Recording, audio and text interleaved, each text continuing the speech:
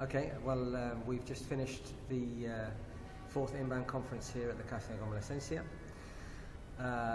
We've now organised 4 of these events in different places, and I can say that this has been the best organised conference we've had here in with the Autonomous University of Barcelona, and really it's the best treatment we've had from any host conference that we've organised so far. Thank you very much. And we would like you to speak about the facilities in Casa Convalescència. That what is your opinion on what do you think about the service and everything?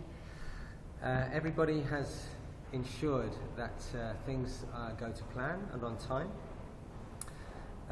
They have the catering staff have been excellent. We had quite a few people at the conference who had special dietary needs. They made absolutely sure that those people were catered for at every single moment. They made sure that everybody's requests were answered at that particular moment. Really, we could not have had better treatment from the catering staff at a 5-star restaurant. Thank you so much, Michael. I would also like to add that the administrative staff have been superb.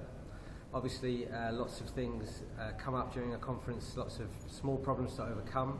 They've been available at every moment that we've needed them, and they have done an excellent job. Thank you very much. Thank you, Michael.